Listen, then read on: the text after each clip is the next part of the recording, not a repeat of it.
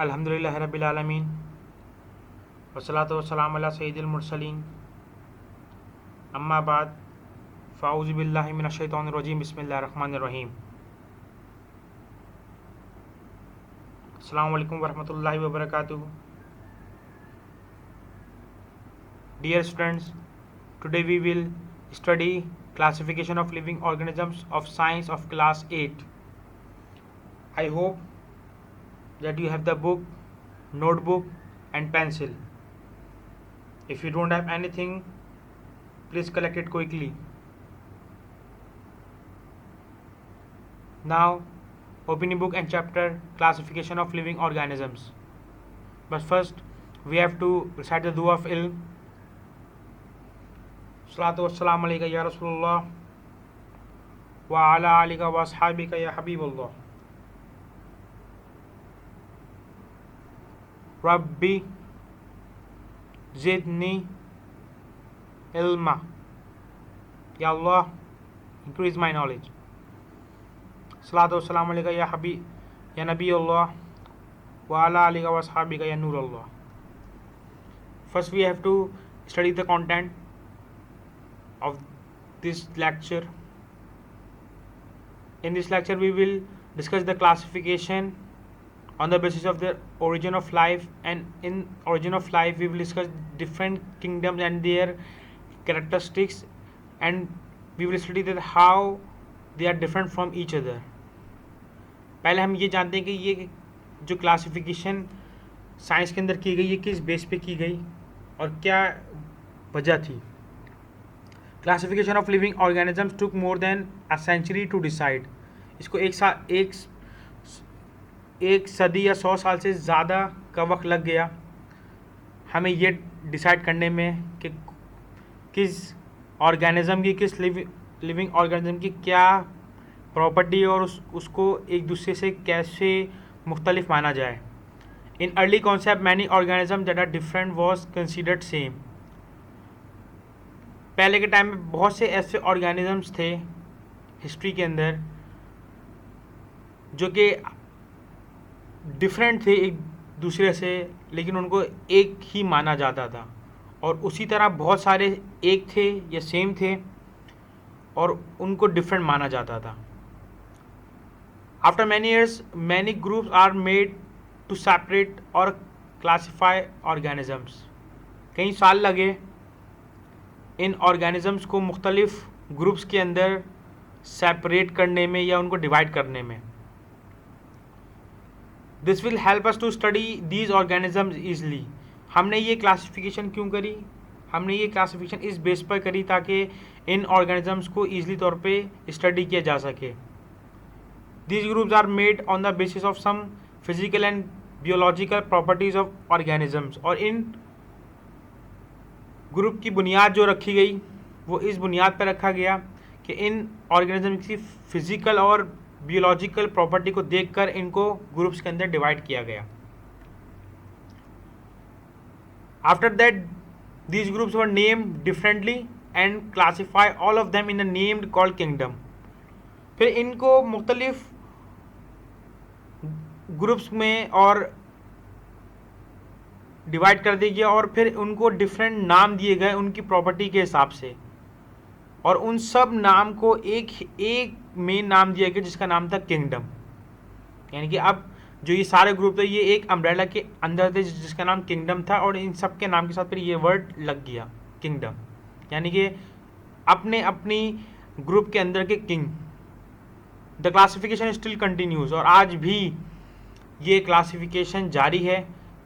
जैसे जैसे हम दुनिया में नए नए ऑर्गेनिज्म डिस्कवर करते रहते हैं तो हम उनको उनकी क्लासिफिकेशन या उनके कैरेक्टरिस्टिक्स के हिसाब से उस ग्रुप में ऐड करते रहते हैं.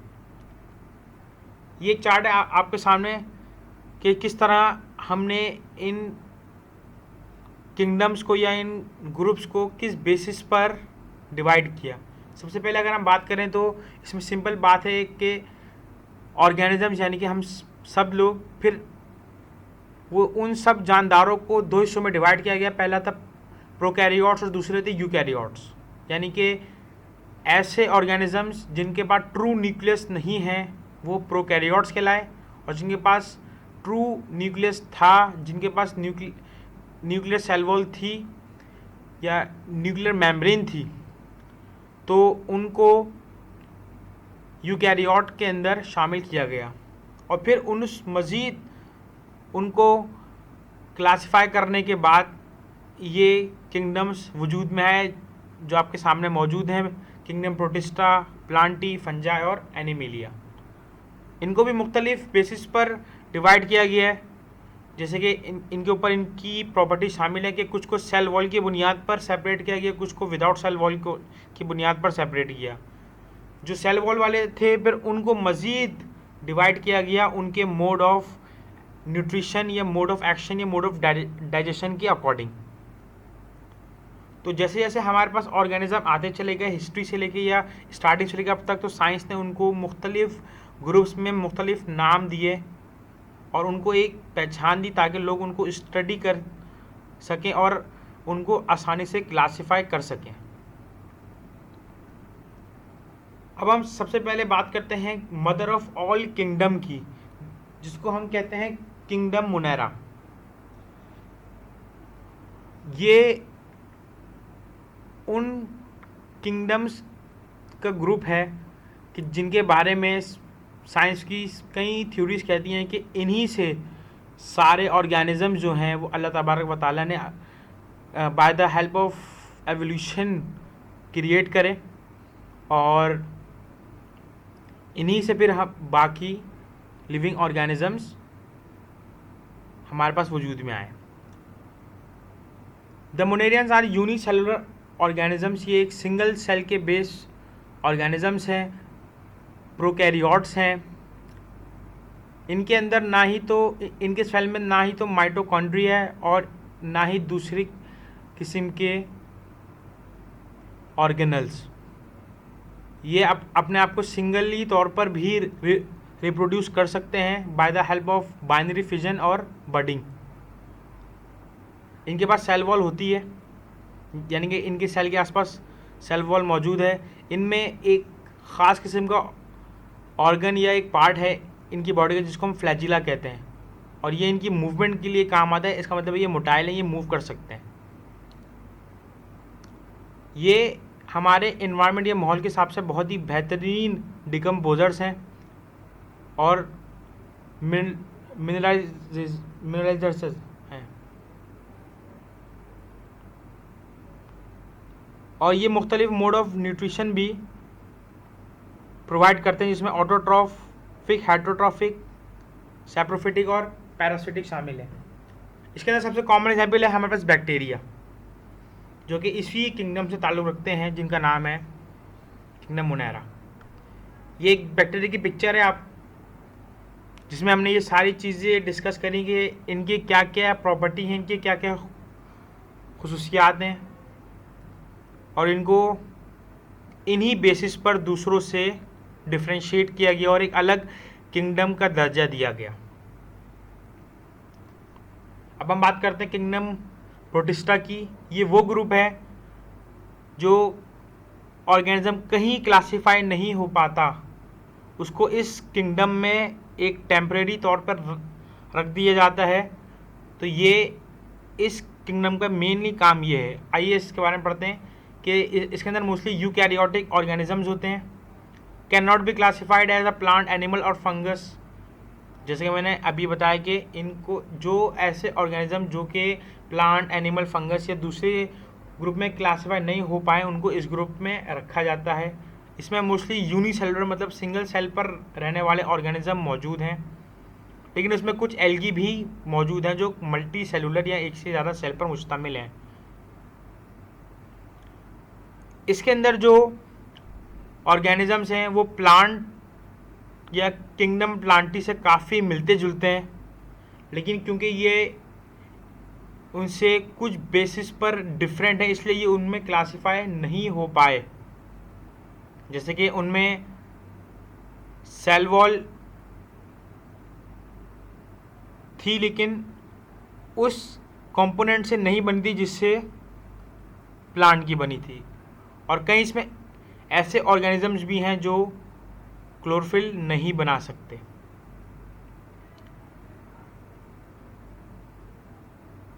इसमें से कई हेटरोट्रॉफिक भी हैं और मोस्टली ये आपको पानी के अंदर या इनकी जो प्राइमरी लाइफ है वो वाटर यानी कि पानी के अंदर है।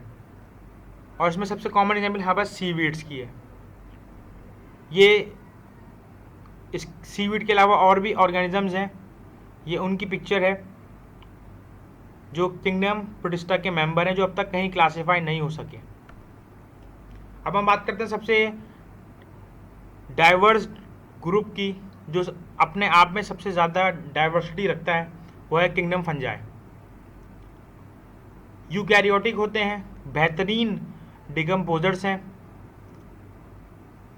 क्लोरोफिल मौजूद नहीं होता, ज़्यादातर इसके अंदर मल्टी सेलुलर हाइफी एक तरह का वायर, एक तरह का थ्रेड बनाते हैं, और कुछ उसके अंदर यूनिसेलुलर यानी कि सिंगल सेल पे रहने वाले भी हैं, जिसमें यीस्ट यानी कि खमीर नाम का फंगस भी शामिल है। नॉन मोटाइल होते हैं, मूव नहीं कर सकते, सेल वॉल होती है, और प्लांट से ज़्यादा एनिमल के करीब माने जाते हैं। मतलब इनकी कई प्रॉपर्टीज़ जो हैं वो एनिमल से मिलती जुलती हैं, लेकिन कम्प्लीटली तौर पे नहीं मिलती जुलती। सबसे कॉमन एग्जाम्पल हमारे पास मशरूम्स किंगडम फंजाई के मेंबर्स हैं, मल्टी सेलुलर हैं, और ये यीस्ट जो कि सिंगल सेल पर कंसिस्ट करते हैं, और ये भी किंगडम फंजाई के ही मेंबर्स हैं। अब हम बात करते हैं किंगडम प्लांटी की। सबसे लार्ज ग्रुप, सबसे ज़्यादा स्पीशीज़ रखने वाला ग्रुप मल्टी सेलुलर ऑर्गेनिजम्स हैं। यूकैरियोटिक सेल्स यानी कि इनके पास ट्रू न्यूक्लियस है, फोटोसिंथेटिक का अमल करते हैं, वाहिद ऑर्गेनिज्म है या वाहिद ग्रुप है जो अपना खाना खुद तैयार कर सकते हैं, यानी कि ये ऑटोट्रॉफ्स कहलाते हैं, और इनका मोड ऑफ न्यूट्रिशन वो फोटोसिंथेसिस ही है। प्राइमरी तौर पे नॉन मोटाइल होते हैं, पर कुछ ऐसे ऑर्गेनिज्म भी हैं इनके अंदर जो कि मोटाइल होते हैं, जैसे एल्गी वगैरह। रिप्रोडक्शन दोनों तरीक़ों से कर सकते हैं, सेक्सुअली और एसेक्सुअली भी, जिसके रिजल्ट में ये सीड्स और फ्रूट्स वगैरह प्रोड्यूस करते हैं। इनके पास रिप्रोडक्टिव ऑर्गन्स भी हैं, और इनके पास थैलॉइड बॉडी भी है। हत्ता कि ये जाइगोट तक प्रोड्यूस करते हैं।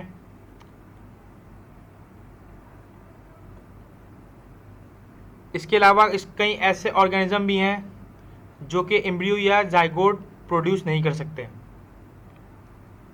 इस किंगडम की सबसे कॉमन मिसाल हमारे पास प्लांट्स हैं। अब हम बात करते हैं किंगडम एनिमिलिया की।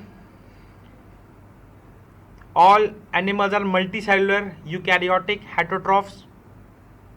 जितने ऑर्गेनिजम्स हैं इस किंगडम के वो सारे मल्टी सेलुलर हैं, यूकैरियोटिक हैं, मतलब ट्रू न्यूक्लियस रखते हैं, न्यूक्लियर मेम्ब्रेन शामिल है, और हेटरोट्रॉफ्स हैं, मतलब अपना खाना खुद तैयार नहीं कर सकते, दूसरों पर इन्हिसार रखते हैं, can not make their own food. Multiple cells and rely on other organisms for their nourishment. एक से ज़्यादा सेल पर मुश्तमिल रहते हैं और अपनी नरिशमेंट या अपने फूड या अपने न्यूट्रिशन का इन्हिसार रखते हैं दूसरे ऑर्गेनिजम्स के ऊपर।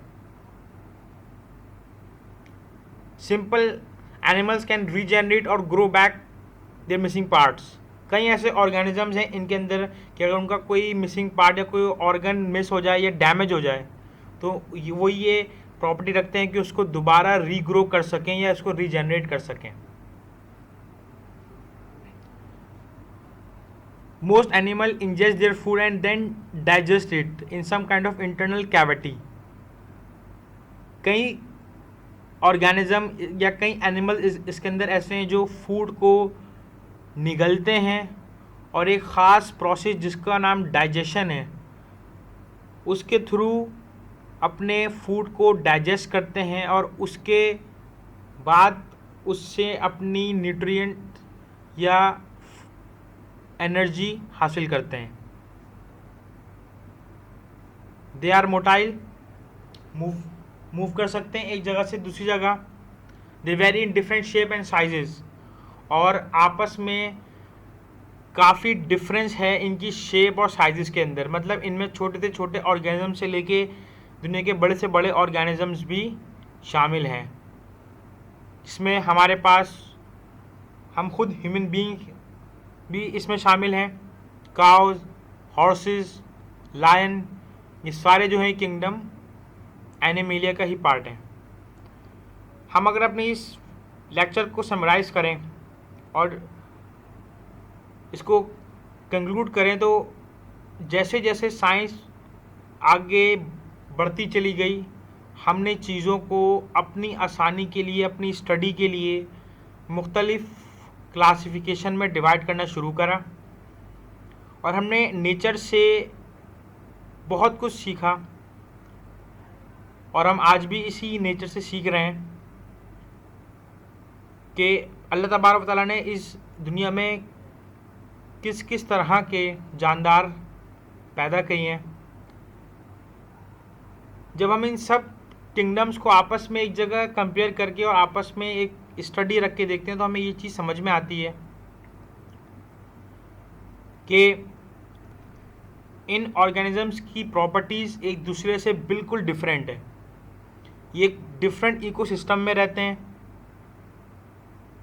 इनका मोड ऑफ न्यूट्रिशन बहुत डिफरेंट है, इनकी फिज़िकल और बियोलॉजिकल प्रॉपर्टीज़ भी एक दूसरे से नहायत ही डिफरेंट है।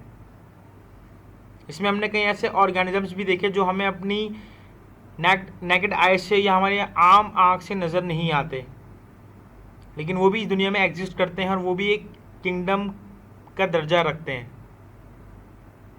इन शॉर्ट, हमारी इस नेचर में हर कोई अपना अपना एक रोल प्ले कर रहा है और एक साइकिल चल रही है, और हमने इस